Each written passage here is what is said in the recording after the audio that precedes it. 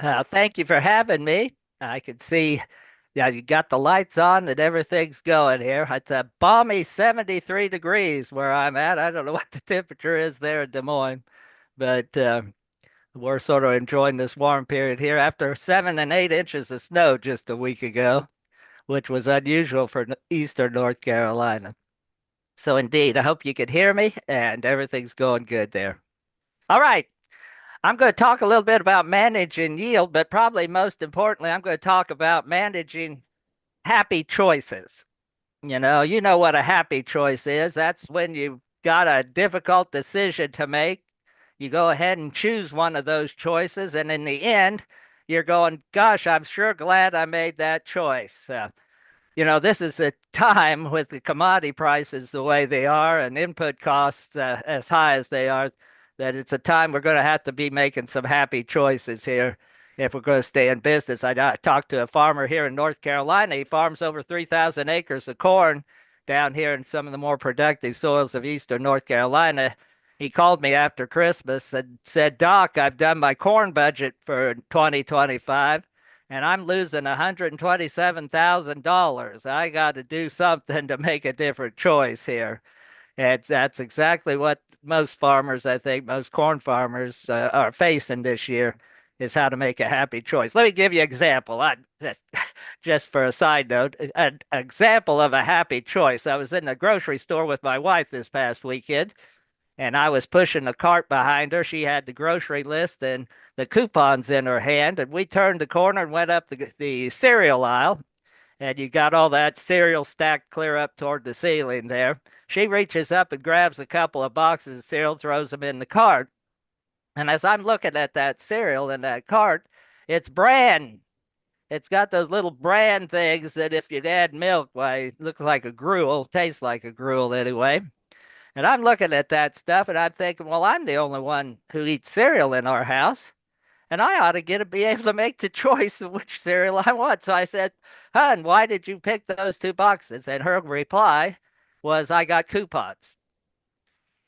And so I thought, and she turns to go down the aisle, and I thought about this, and I'm thinking, coupons by tail, I'm not going to eat that stuff.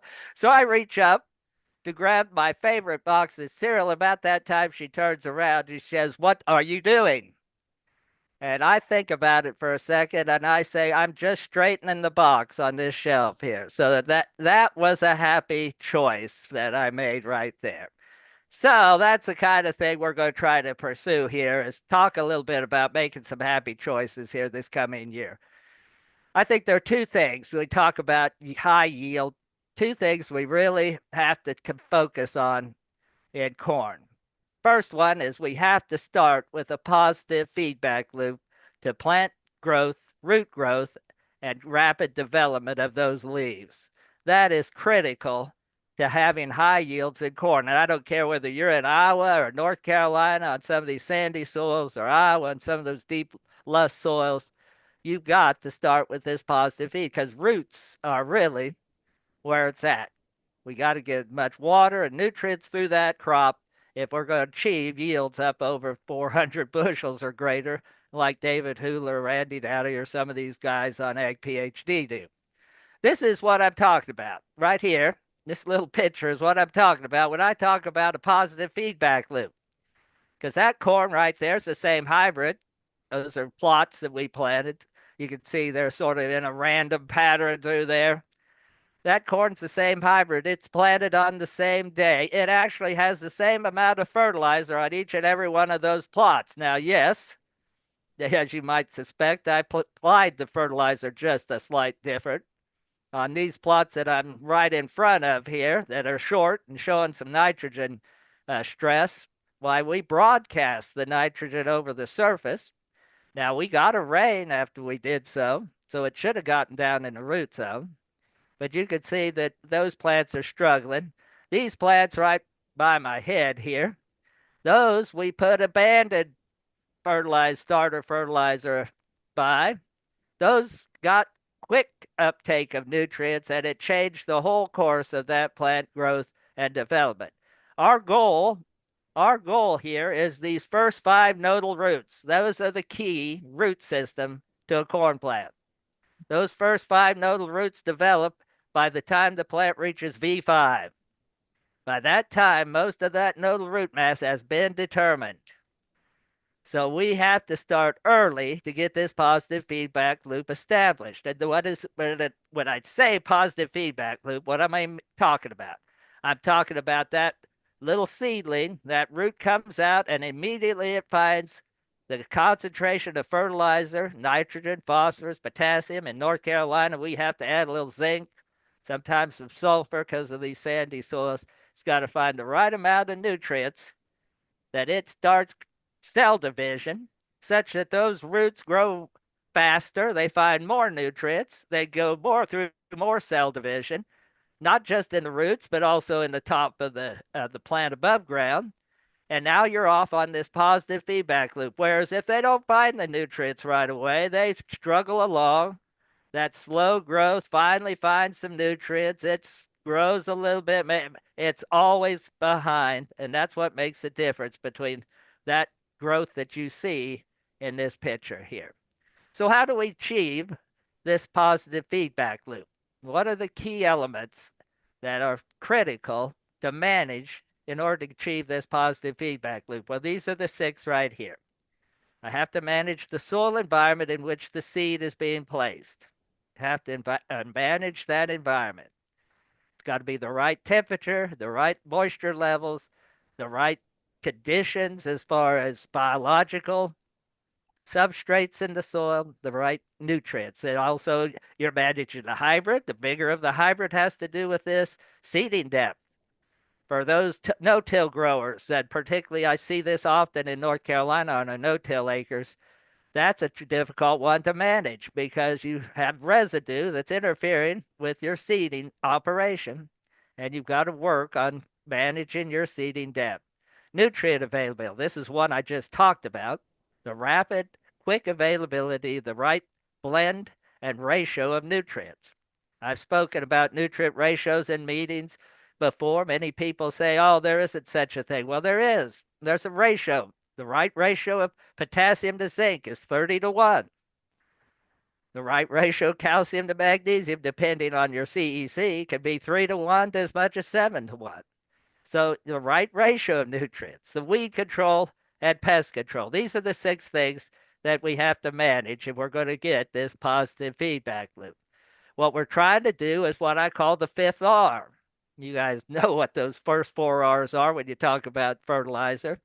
Rate to apply, time to apply, source, placement. I think there's a 5th, the environment. We can have all 4. I spoke at the AgriEnergy conference here a couple years ago, and in that conference I talked about a trial we ran on a soil that had sky-high levels of phosphorus. But during the season, we continually took tissue samples, and phosphorus concentration in the tissue was below sufficiency levels. We had it in the soil, we had it applied, we had the right rate, we had the right placement, we didn't have the right environment. We needed some environment changes that would allow that phosphorus to be taken up and utilized by the crop. So, how do we manage that right environment? Well, I mentioned a couple of factors already, temperature and soil moisture, and I've also mentioned this factor, biological substrate of your soil. Of all the components, I think today this is the one that is holding most of us back. This is the one that's holding most of us back. Good, the biology of the soil, and we'll talk about what those compose of just in a second here, but the biology of the soil does all of these things that are in this chart here. We can fix nitrogen. Actually, you don't have to add proven or some other things to fix nitrogen. There are bacteria in your soil natively that do some nitrogen fixation, believe it or not. Plant growth enhancement, aggregate formation, water flow, storage, filtration. All of these are essential components of the biological functions in our soil. These are the things that we have the most difficult thing managing today. We can do nutrient concentration, seeding depth. This is where the difficulty lies today to get the uptake that we need for rapid growth and the yields that we're seeking. Let me show you a little bit of an example of what I'm talking about when I talk about uptake here, because I think this is sort of interesting. We did a little study at two locations in North Carolina, and our question that we did used when we started this study is, do we need more nitrogen? Do we need more nitrogen when we increase seeding rates? Well, first of all, do we increase yield when we increase seeding rates? So over there, you see a chart that says Perquimans 2024. Let me take my head out of the chart here just a second. That'll give you a better view here. Perquimans 2024. And what you see is I got three different seed or two different seeding rates and one different nitrogen application. I've got a 26,000. That's a black line on that chart. And I got 34,000. That's the red line on that chart. And then I got a green line. That's 26,000. And we changed the way we applied nitrogen. We Y dropped it.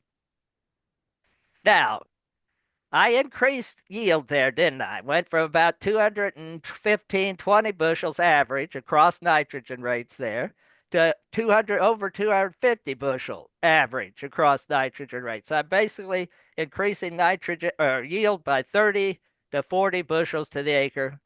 The question, as you look at that, did I need to increase nitrogen or change the way I applied nitrogen when I did that? And the answer is no. I didn't need any more nitrogen to make 30 or 40 bushel more. Didn't need it. Well, Perquimans County, that's a Roanoke silt loam. It's not quite as good as those Iowa soils you guys are farming, but it's not a bad soil. What about a sand? Would you think the same would be true on a sand? Well, that's that other site there, Wayne County, 20. That's a Goldsboro sandy loam. That's a sand. Now there, I got 26,000 is the black. Red is 32,000, and green is actually a higher seeding rate, 38. I couldn't go to 38, but look at the nitrogen rate responses there. Did I need to change nitrogen rate if I changed seeding rate there? And the answer is no. No, I didn't. So how do I get increased yield there when I change seeding rate if I don't change my nitrogen rate? What is it that's happening here that's telling me a little bit about something about soil and roots and uptake? I got more roots at Perquimans County, didn't I? I increased my seeding rate. I got more root mass. That root mass found the nutrients in the soil such that I didn't have to add more.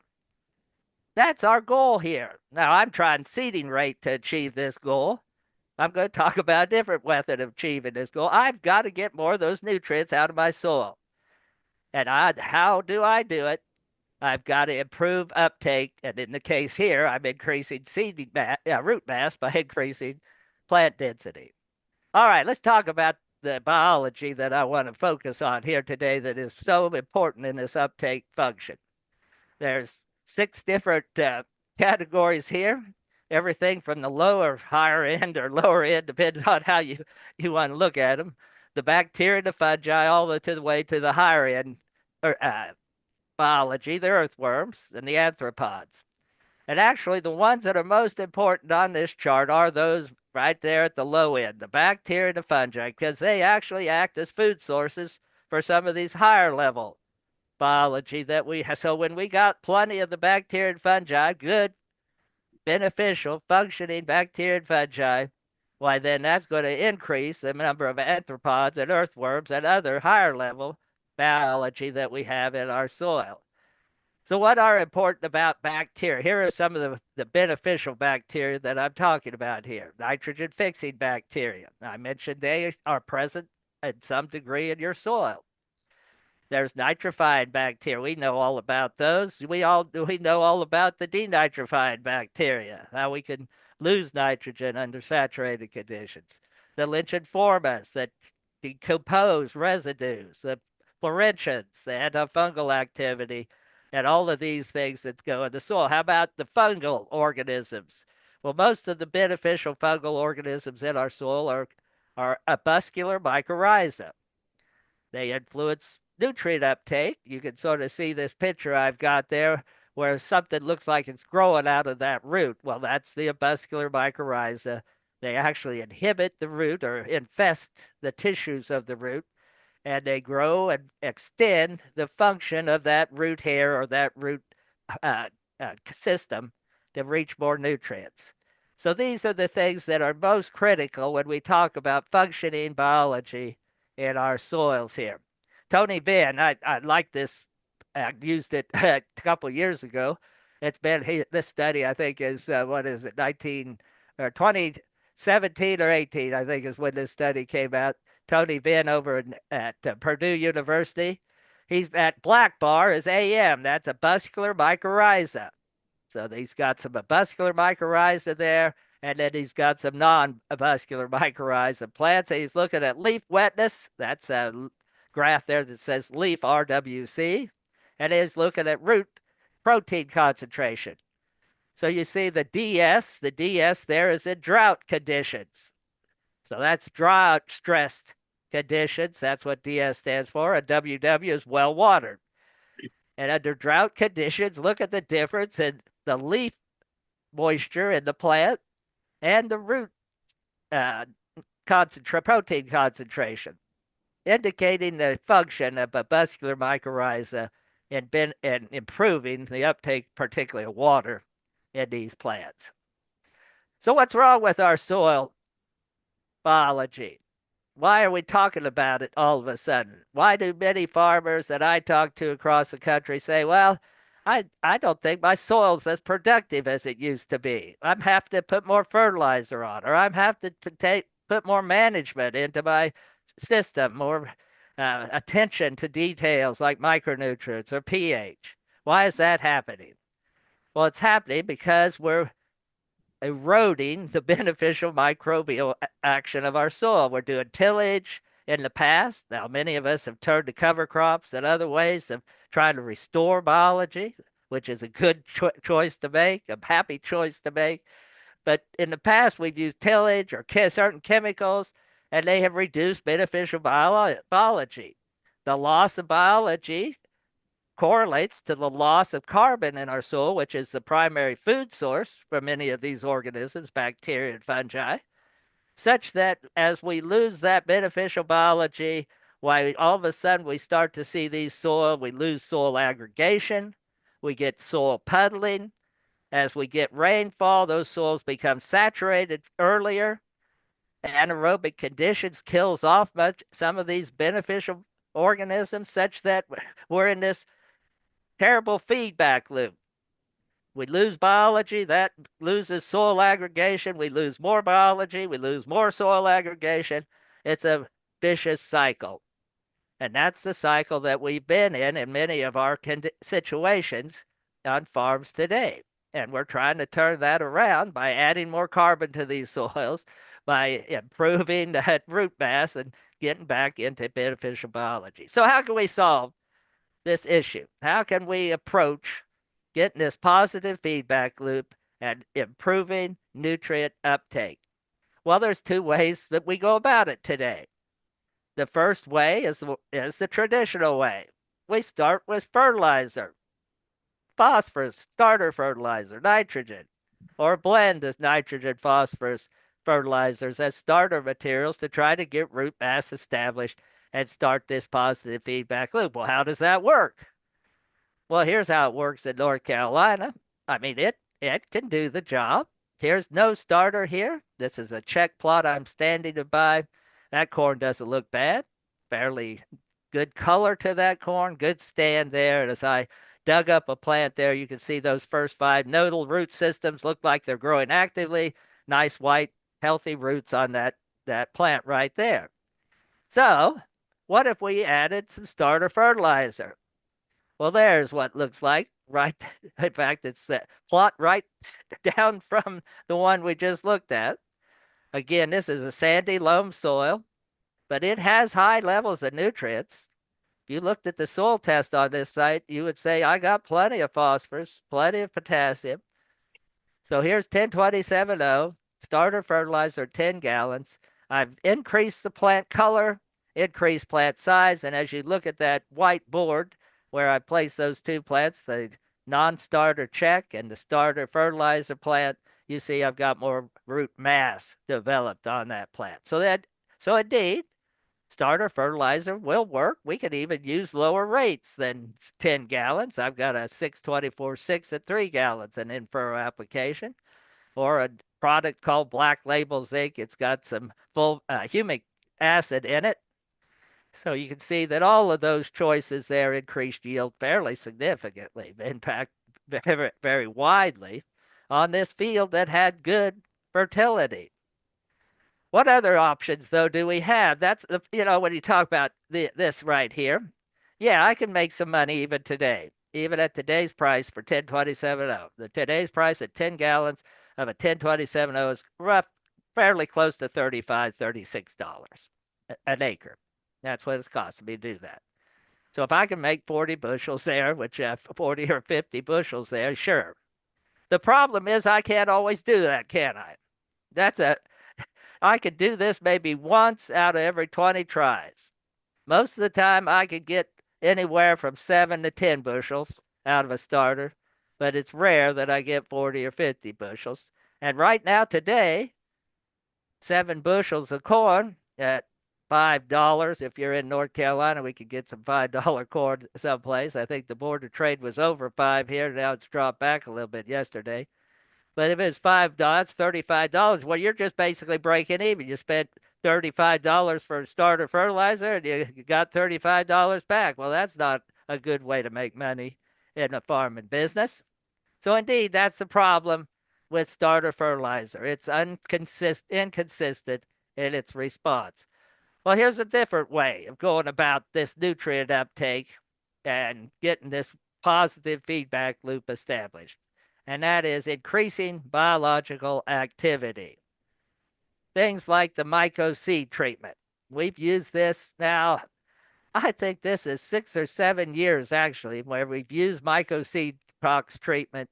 It's basically a treatment on the seed. We basically we package seeds. We apply it to our seed in a laboratory drum and then package that seed. But you could do it as a planter box treatment as well. It contains multiple forms of beneficial bacteria and endomycorrhiza. So this is a good way to try to inoculate. That's what you're trying to do. You're trying to do the same thing that we used to do with soybeans. We inoculated soybeans this way, didn't we? Put it in a planter box, get it coated on some seed, and get the bacteria in with the seed. That's what you're doing here. You're getting the bacteria and fungi in with the seed. So myco-seed treatment. So here's an example of using that approach here. So I've got some myco-seed treatment there and a product called SP1. Some of you are familiar with SP1. It was also a blend of bacterial material as well as fungal and other organisms. There was protozoa and other things in that jug. So we used the seed treatment at 4 ounces per hundredweight of seed and a gallon per acre in furrow of the SP1, and that's what that corn looks like. Yeah, you could say it's not quite as tall as the 10 gallons of 1027.0, but if you look at the plants on that whiteboard, why, it's not much different. But what's really interesting when I compare the plant that I've taken from this plot with the other plants here is the roots. There, on the side here underneath that red lettering there. In fact, let me stick myself back in so I can point at it. On this one over here. Yeah, I can't even point that far. On this one over here, look at the roots. They're dark. They still got some soil that's sticking to those root hairs. When we dug them up and shook it off and tried to get it clean, we could not get those roots clean because there's mucilage, there's soil particles stuck to those roots. That's mycorrhiza growing on those roots compared to the 1027.0, where those roots are mostly white, just like the ones from the non-starter treatment. So we're getting some symbiotic relationships with these roots and establishing this beneficial environment in which we are going to improve uptake. And as we clearly see, that's what we did here. So here's MST with that beauty of this was unlike the 1027.0 at 10 gallons, which while it helped me create a positive feedback loop, eventually it didn't add anything to later plant growth or environmental reactions.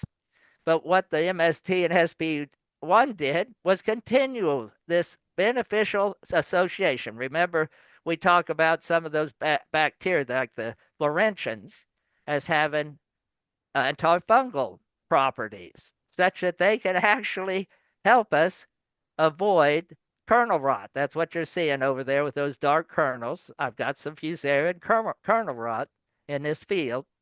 And we get that a lot in this southeast here under humid, warm conditions at harvest time. So this is the continuing effect of biology in our system. So there's what that MST plus SP1 looked like when we took that yield. So that treatment did every bit as good as putting on the 1027.0 at 10 gallons to the acre. So indeed, there's two ways that we can go about getting this positive feedback loop established. Now, I just want to show you some slides here that show how consistent we found this biological treatments to be as we try to manage this positive feedback loop. And I'm going to be measuring this based on yield. So here's a 2021 study in which, again, we used this is a 1717 a riser material at 20 gallons to the acre, and compared it with MST alone, SP1 alone, and then the combination. And you can see here that we got a 6 bushel increase when used together versus where we use the MPST alone. But look at the increase I got with the MST over the check. I'm getting a 13, 14 bushel increase over that check just using the mica seed treatment alone. So that's interesting to see how consistent these biological treatments are in these conditions, particularly on these sandier soils that we're dealing with out here, where our biology, our soil carbon levels are low. We need some way to stimulate that biology. MVP, we've been using this product for the last 5 seasons now. 7 different beneficial bacteria. Look at those bacteria in that material. The Lichenformis, I've already mentioned them. There's the Pseudomonas florentiens I just talked about a little bit. The amyloid fashions bacillus. So a lot of different beneficial bacteria that's associated with the MVP product here that we are using in some of these studies. So here we've used MVP. Now this is used alone without the MSTC treatment. So we're just looking at the value of using MVP. This is used in furrow in this study. So I have a check here. There's 20 gallons again. That's a $79 treatment. 622.6. And then I've used the MVP. The energy power is a mix of micronutrients that is used it's a Stoller product used to try to stimulate certain plant enzymes, improve ear set and kernel set on corn. And then I've got a PFNC 1000. That's also a micronutrient blend. Again, stimulate the plant's systems there and induce as a plant extract. So when I've used the MVP in conjunction with those other products there, you see I've increased yield 25 to almost 44 bushels to the acre over the check. That's compared to 12 bushels of using the 1027.0. Remember, I said anywhere from 7 to 10 was probably average. So that 12 is a little more than normal as far as getting an increase out of starter fertilizer. Here's where we've used the MVP in a different time frame. Here I've used it at V6, so I waited until V6 to apply the material. And you can see we got 15 to 30 bushel when we used it. In this case, again, I'm comparing it to the same 3 starter treatments over there, the check, the 1027.0 and the 622.6. But now I've applied these at V6 rather than in furrow. And you can see we still got a response, but not to the level. So the problem here is we didn't get this positive feedback loop started quickly enough. We're too late here to really take advantage of getting that positive feedback loop started in the plant.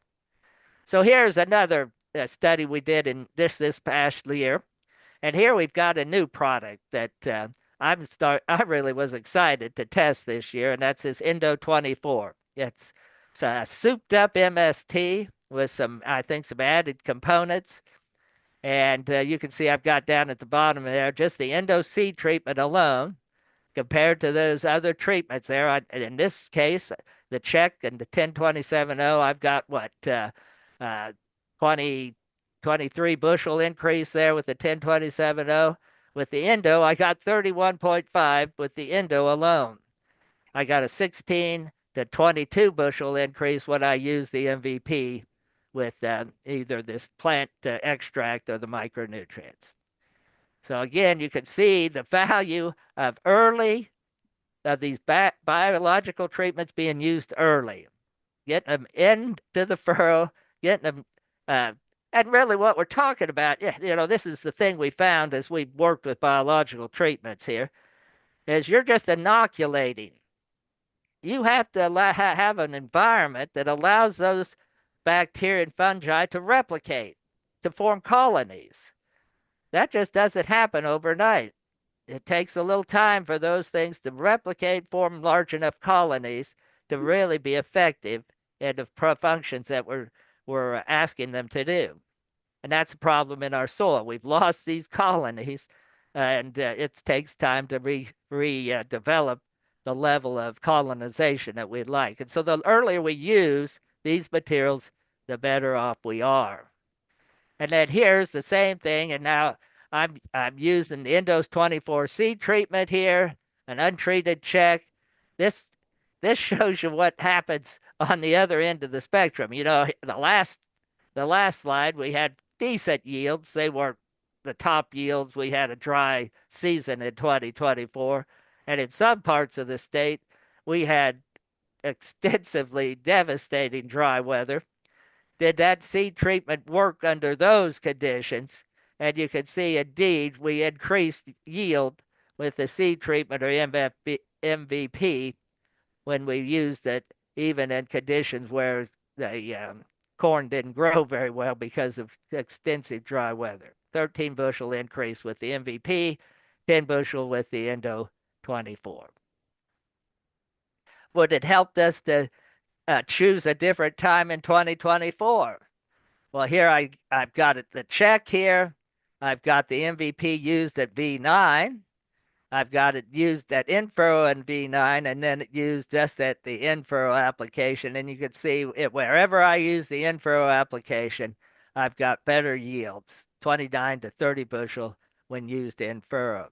So that again drives home the point that we saw in 2023 is of using these materials earlier in the season is a good choice because it improves the colonization and development of these colonies in that soil. So this gives you an idea of using this approach, this biological approach to achieve this positive feedback loop. Now, how consistently has MVP performed? I said we've been using it for 5 years. There's our 5 years of data against a standard. Now, the standard yield there is actually the 1027.0 comparison is what I'm making. And you can see in fact, in every case, we actually got better yield using the biological approach compared to using a traditional starter approach. Now, talk about making happy choices there. That biological approach is a lot more economical, and I hold out, and we are trying to do some studies on this, that once we've used a biological approach, inoculated a soil with a biology, that biology doesn't disappear over the winter time. It's still there. So what we're doing is basically enhancing the colonization of this soil by these beneficial fungi and bacteria year after year, such that we're building soil potential, soil health. We restore our aggregation. We start to see soils function at the level they used to function. They enhance the use of cover crops. They allow us to get full benefit of any carbon we're returning to the soil. So this is the beauty of this kind of approach to this positive feedback loop, is that and unlike fertilizer that's there today, gone tomorrow, we're establishing a long time impact on our soils and on our cropping systems here. All right, I said there were two keys. I spent a lot of time here talking about this positive feedback loop, but there is a second key to high yields, the missing link to high yield. You know, we here in North Carolina have tried many different tools to try to reach 300, 400 bushel yields. We've increased seeding rate. We've tried to go to the latest maturing hybrid. We did everything we could do to enhance ear size. And you know what I found in all of that? And it's all good. It'll contribute somewhat to yield.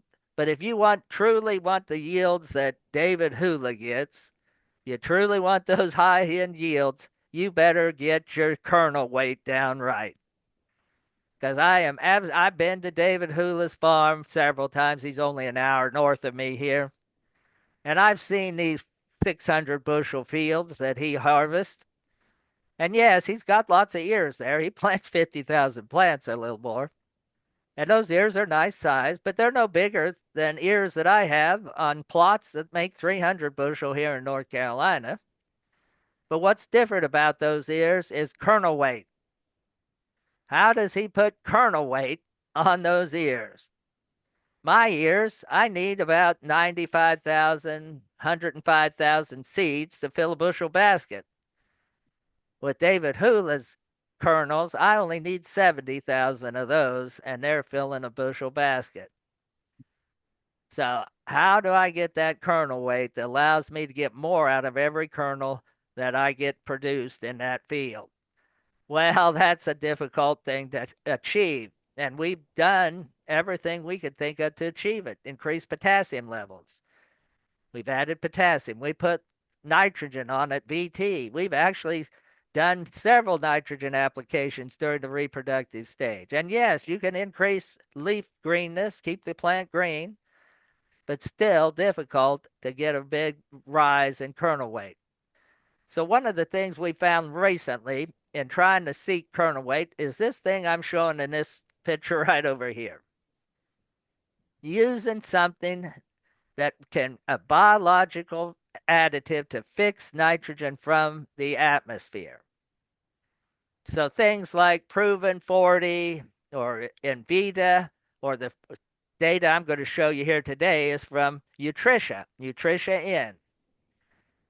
Those are bacteria of various sorts and kinds, and the purpose for those is to colonize the root surface. In the right environment, they will fix nitrogen from the air and provide it to the plant. So that's what this picture is trying to show, colonizing the root.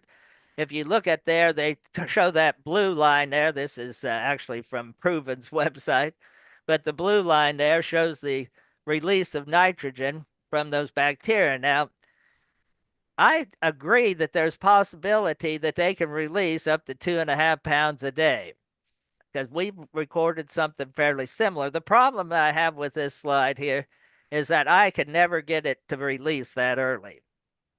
If I get nitrogen from these materials, it tends to shift that blue hill there, if you will, back toward this way, such that it's releasing more nitrogen after tassel than it is, quite frankly, before. Now, in the beginning, I thought this was a negative, that this was something that I didn't really want to see because, you know, basically I'm not providing nitrogen when the rapid uptake of nitrogen is occurring. But the more I've used this, the more I realize this could be a positive, because I'm actually providing some nitrogen during the grain fill period. So if we have looked at Nutritia here recently in a widespread pattern of test trials across North Carolina on different soils and different years, and this is sort of what we found. Let me get again out of the way here. If we're going to fix nitrogen, first of all, do they work? Does Nutritia work? Does it work? If it's going to work, it better produce some nitrogen in the tissue and increase the amount of nitrogen in the plant. If it's going to work, that's how it's got to do it. So there's tissue concentration at VT. That's your little slide on the graph on the left, and nitrogen uptake at VT. So there's tissue concentration and total nitrogen uptake. Tissue just reflects the amount of nitrogen in the leaf.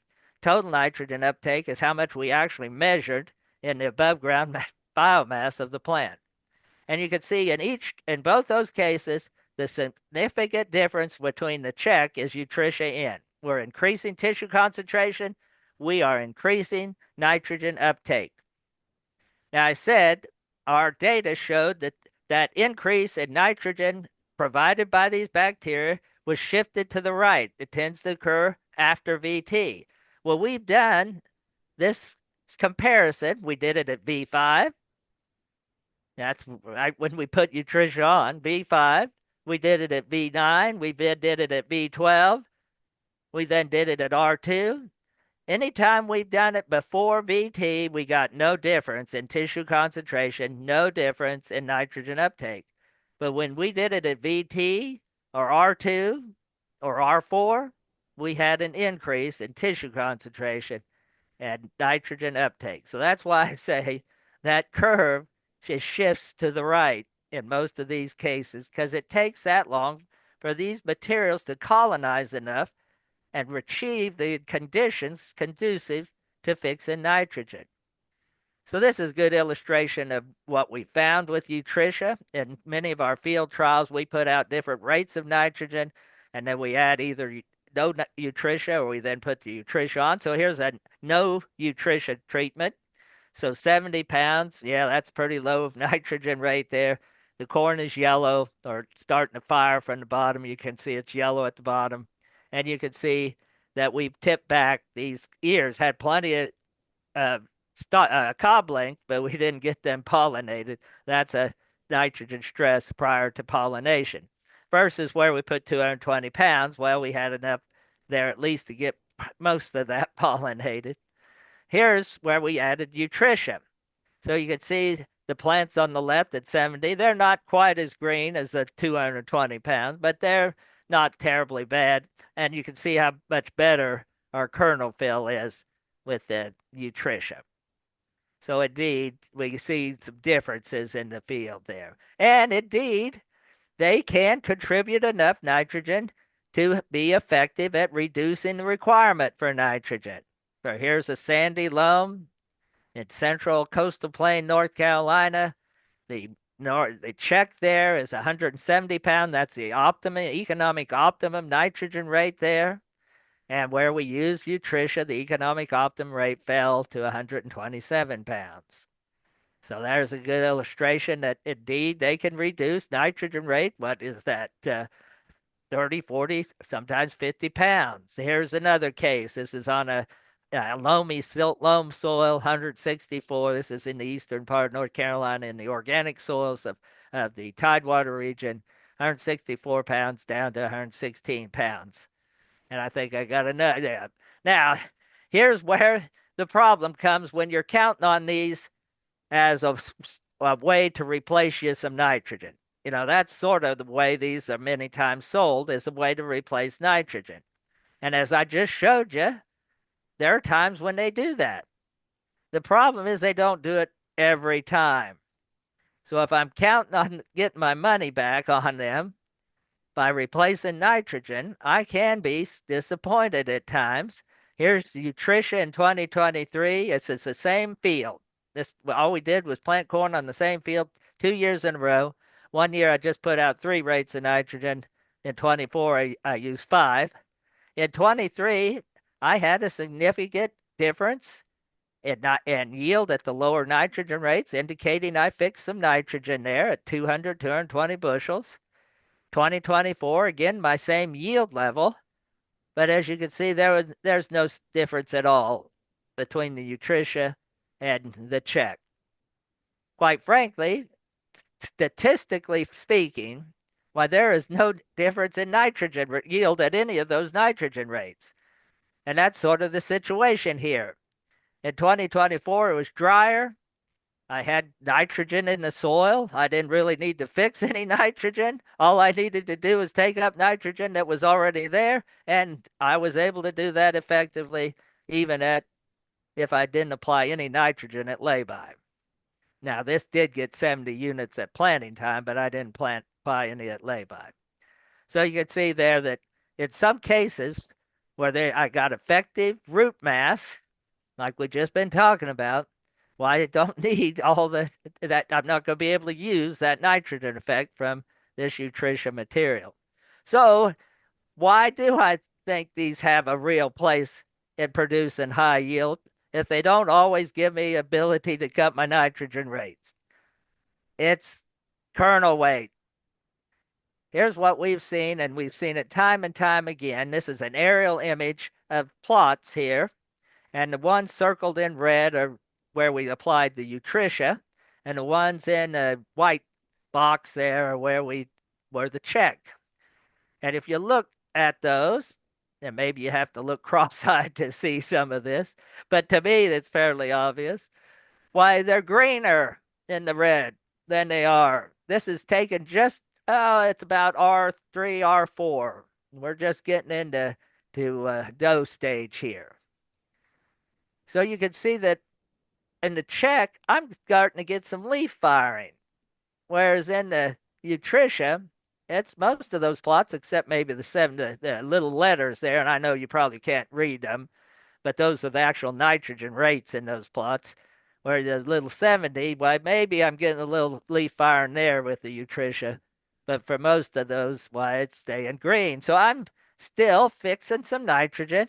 I'm supplying nitrogen to these plants and preventing that leaf firing from moving up the plant. And so here's what we found. That's this very trial you just looked at. There's the nitrogen rate difference for leaf firing. What I'm measuring is the number of leaves below the ear leaf that turned yellow. So you can see there, the higher the number, the better I'm off because I got less leaves that turn yellow. So, for instance, on a 70 pounds, it was only one leaf below the ear leaf, or 1.3 leaves, and then I turned into yellow leaves. Whereas at 180 units of nitrogen, I had to go 3 leaves down from the ear leaf to find a yellow leaf. The same was true with Nutritia. I had on average, over all the plots, I had a half a leaf better.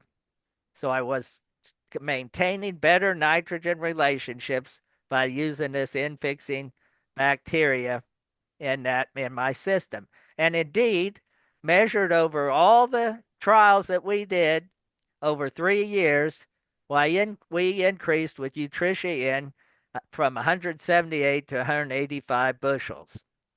So about what 8 bushels, not quite 7, 8 bushels increase in yield, all from kernel weight primarily. So indeed, there's some opportunity here. We're still looking at this, trying to understand how we can use it more effectively, how we might be able to enhance its impact on kernel weight. But I think there's some real opportunity to really influence kernel weights by using some of these biological approaches in our cropping systems. So let me just wrap up here today. You can see that I'm a believer in soil biology. We were just talking with a candidate for a position here at NC State earlier today, and talking to him about bugs in the jug, or some of these other things that are out on the market here today. And I agreed entirely with his comments. If these things are effective, we first need to know if they have live organisms or can stimulate the replication of live biological organisms. So if you're considering a product on the marketplace today in a biological role, as we've just described the role here in this presentation, that product better have a live organism, or it better have the capability of stimulating live organisms in the soil. Second of all, you need to know the nature of how it works. In other words, what's its mechanism of action, mode of action. You talk about that in herbicides all the time. We study weed control and we know what their mode of action. We need to know that as we think about these biological products. What is their mode of action? What is it that they actually provide? How should they actually function when we use them in our field?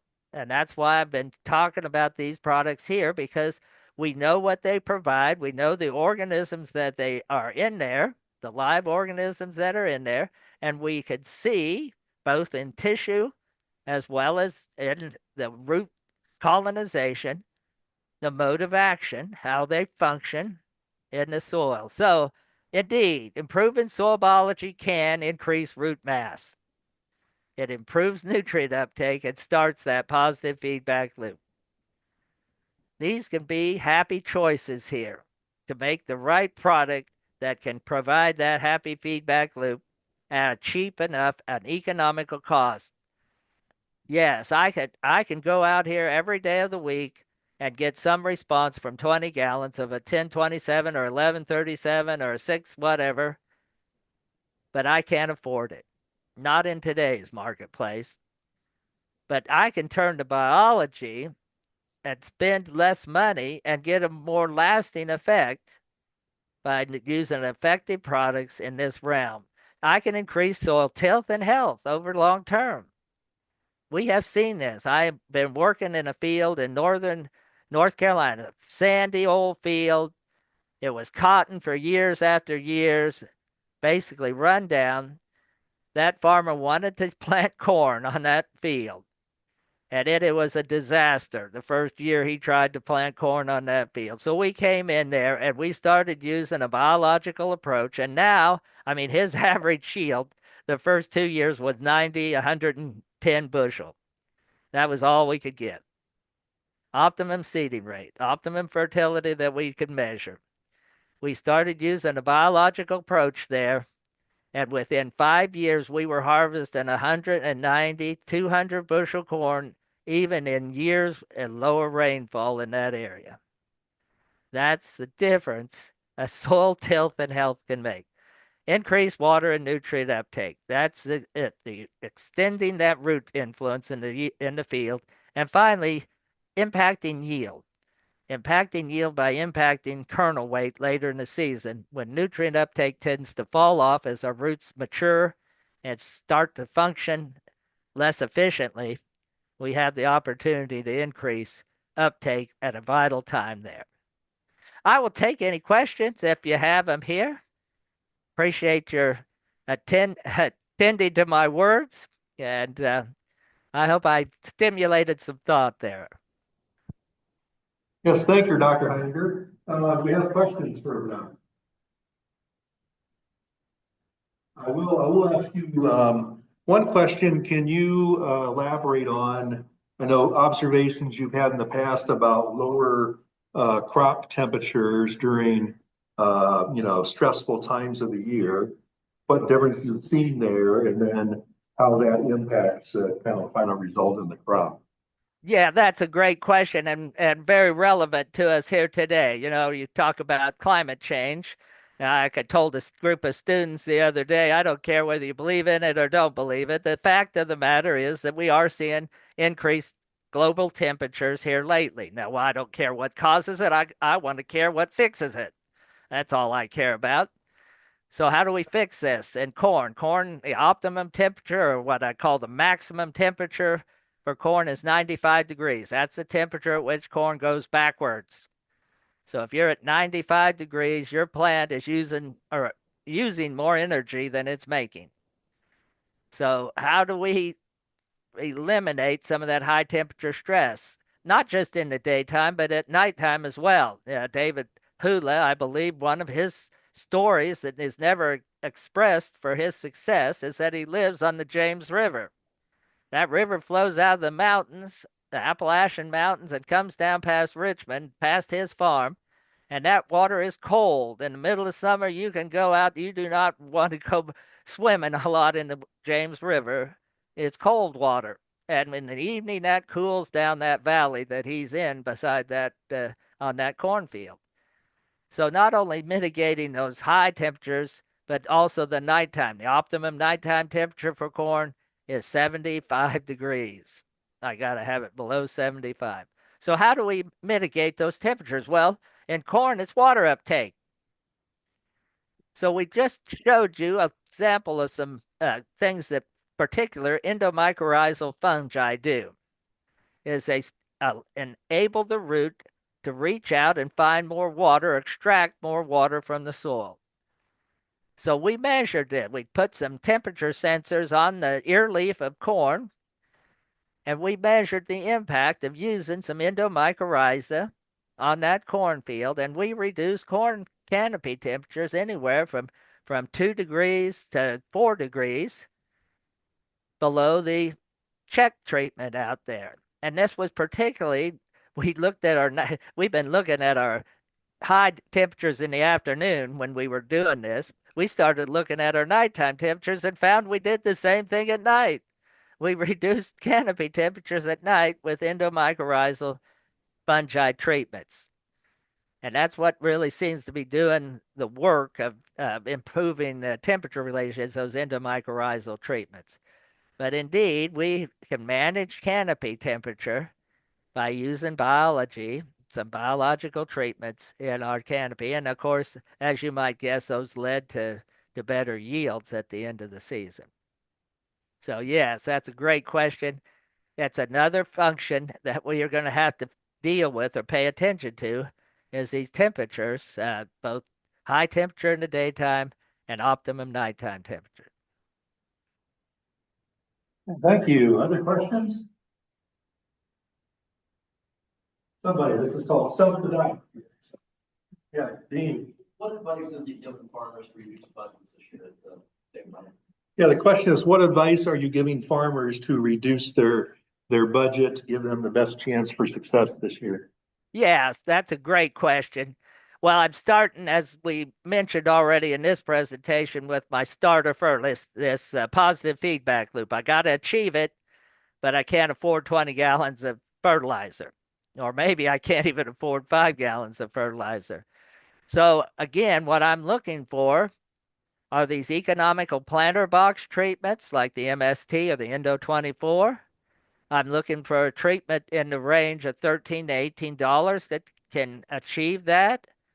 Something in that price range that's effective. I think I've just shown you that in spades, how effective those really are. So that's one place to start is your starter fertilizer. You got to get the positive feedback loop, but how can I reduce? The second place to start, or the next thing I talk about, is actually the two most uh, biggest problems as far as your corn budget goes, and that is seed costs and nitrogen costs. And I've been asking my farmers here, which is, if I got to reduce costs this year, and those are the two biggies, which am I going to focus on? Am I going to get my seeding rate right and allow that nitrogen rate to slide? Or am I going to get my nitrogen rate right and maybe cut my seed back a little bit? Which is more important? Now, if you had paid attention to that graph I showed earlier, maybe you still got me up there. Maybe I Yes. can find it here Yep, you are. if I go back here. There we are. If you paid attention to this graph here, why I mentioned that we made what 40 bushel difference on that Roanoke soil there, and getting the right seeding rate on the Goldsboro soil was about a 20 bushel difference there. That's how much picking the right seeding rate meant to me. Now, but how much did picking the right nitrogen rate mean to me? Well, I could have picked anyone there, couldn't I? Quite frankly, even in Wayne County, where there's some little bit of a fluctuation there, quite frankly, the lowest seeding rate was just about as good as the highest. What this tells me, and I've got data from 23 and 22 on sands, on clay loams, on silt loams, on mucks that show the very same thing here. Quite frankly, we got more nitrogen in these soils than we ever really credit. We do. It's come from a soybean crop, prior carryover of nitrogen, residue, the beneficial organic matter we're accumulating under some cover crops here. We got more nitrogen than we think we do. So it's seeding rate. I focus on seeding rate first. Get it right so that you get the right amount of root uptake of these nutrients that I already got. And then, as far as nitrogen rate, I'm going to ask myself the question, what am I really doing with fertilizer? What am I really doing? Am I adding nutrients to my soil or replacing nutrients I'm losing from my soil? I think the real answer to that two question is I'm replacing. I had nitrogen. I lost it when it got wet and I denitrified or I leached it. So I had to replace it. And when you start thinking about your nitrogen rate in that manner, you start realizing where I can slow this spiral toward higher costs down. If it's a dry year like it was in 2024, you see right there, I don't, you say, well, gee, Doc, you're going to hurt your yield. Well, tell me how I hurt my yield at 70 pounds in Perquimans County there at 250 bushels. You know what that nitrogen use efficiency is there? 70, 250 divided by 70? 0.3 pounds of nitrogen per bushel of corn. Who does that? Our recommendation is 1. Yeah, in a dry year, I'm not losing nitrogen to denitrification or leaching because there's not enough water to move it. So indeed, nitrogen's where I can cut my costs. If it's a dry year and I'm not losing much, I cut it back. If it's a wet year and I'm losing some, I got to replace it. Sure thing. I got to add some nitrogen here. Now, that's where you cut your costs. Now, you might be saying, well, Doc, I still can't afford the seed costs. Can't afford the seed costs. Well, if you can't afford the right seed rate, well, then what do you need to do? You need to use a flex hybrid, don't you? What's a flex hybrid? It's one that can flex the ear such that it can yield in a good year at a high population or at a low population. It yields the same. And there's a lot of flex hybrids out there these days. Used to be they were all fixed or semi-flex. You had to increase your population to achieve the yield goal you wanted to achieve because they only fixed a certain size a year. But today we're seeing more flex hybrids such that you can plant 26,000 seeds to the acre and make 300. I've seen it done. Flex hybrid, plant 26,000 seeds to the acre and make 330 bushels. That's a flex hybrid. So if you can afford seed, you're looking for a flex hybrid. There's 4 things to population. Hybrid's the first one. Know what population fits your hybrid. Flex, semi-flex, or fixed. If it's a fixed ear hybrid and you want high yields, you got to put more in the field. How does David Hula plant 50,000? He uses a fixed ear hybrid because it better put a year on it. So indeed. So that's how you save money this year. Start with your starter, get it done as economically as possible, and then you move to seed costs or nitrogen costs, and you figure out which one's important to you, and you got hone in on seeding rate, slide back on nitrogen. So that's what I got to say on that. Yep, thanks, Doctor. Any other questions? Yeah, the same chart for 23. Questions, do you have the same chart for 2023 that was a wetter year? Yes, I do. I don't think I have it in this slide deck, so it's the problem. I'm sorry about it. I did not put it here. If I could, if you could use your imagination here for just a second. In 2023, I had a significant increase in yield between 70 and 120 pounds in a very similar soil in both Perquimans and Wayne County. So I had a curve there. The yields were down at 70 compared to that next point at 120 pounds. So indeed, if I showed you the 2023 charts for these two similar soil conditions, why there I needed to use 120, 30 units of nitrogen. Now, quite frankly, it was true in both of the sites. in both cases. That was a wet year in North Carolina. That's still lower than the nitrogen rate I would have recommended for those fields. In a Roanoke silt loam on Perquimans County at that yield level, I recommend 190 to 230 units of nitrogen. Now that's still lower than 1 to 1 because at those high yields, you have to have a lot of root mass and you're finding more nitrogen. But I still would recommend 190 to 230. And you can see in 20, well, you can't see, but your imagination, I hope, can. Your imagination can see in 2023, I only needed 130. So even in that year, I needed less. Now, if I would go back to a wet old season, 2020 was a good year in North Carolina. We rained a lot in late May. We were wet going into June. In that year, I'll bet I would have had 170 units on a Roanoke.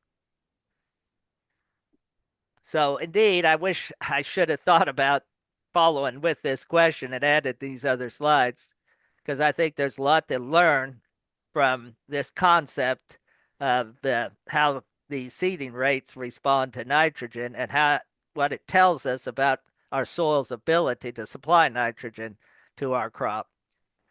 But indeed, if you looked at 2023 and that was the question, yes, I needed at least 120, 130 units of nitrogen in 2023.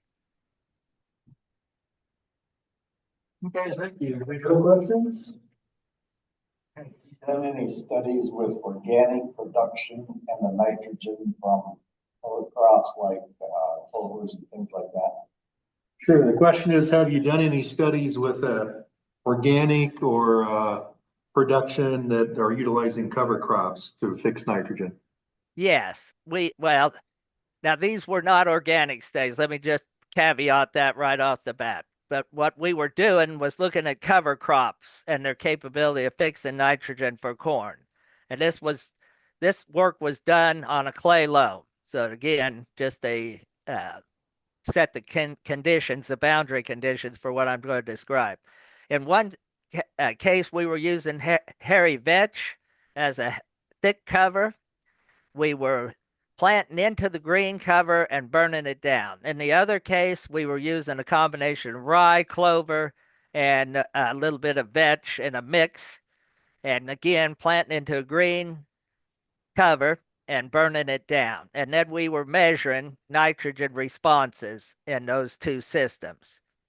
And in the hairy vetch system, we had to, in the year that I think that was 2021 and 2022. So those were not dry years, but they weren't excessively wet years. In those 2 years, we found that we could get by with 100 units of nitrogen, and we were producing somewhere, as I remember the yield, it was around 190 bushels. So we were down around 0.5, 0.6 pounds of nitrogen per bushel of corn with the hairy vetch. Now, actually, with the rye, which we were hoping would sort of recycle nutrients from deeper in the profile, along with the clover and the vetch, that year our optimum nitrogen rate was 0. That we didn't need any more nitrogen in that system. Now, that field had been in soybeans before the cover was planted that fall, and then came back with this corn crop the next year. So we probably had some nitrogen there. Also, he had used some animal waste prior to the soybean crop. He had applied some animal waste there. So there were probably some good sources of nitrogen that cover then was able to recover or cycle in that. But in that test, we needed 0 units of nitrogen. Now, as a comparison, in the same field, now it was on a lower level or lower terrace of that field. Why we did a complete tillage operation and planted that corn, and in that situation, we actually had to have the optimum nitrogen rate was 163 pounds of nitrogen where we tilled that soil. Because there's no cover there, had no cover applied. It again came out of that soybean with that manure, same practice as previously, but we didn't put cover in the fall, And then we planted this test. We needed 163 pounds, and nitrogen was optimum for that. So it was 0 to 163 in undercover. Now, like I said, neither of those were organic. We were applying some herbicides and, like I said, commercial fertilizer at different rates. So, Okay, thank you. Any other questions? Not, thank you, Dr. Heiniger, for sharing these insights with us and taking the time to spend with us. And we appreciate it very much. Thank you. sure thing. You bet. You guys take care. Stay safe. Yeah, let's give Dr. a round of applause. Thank you.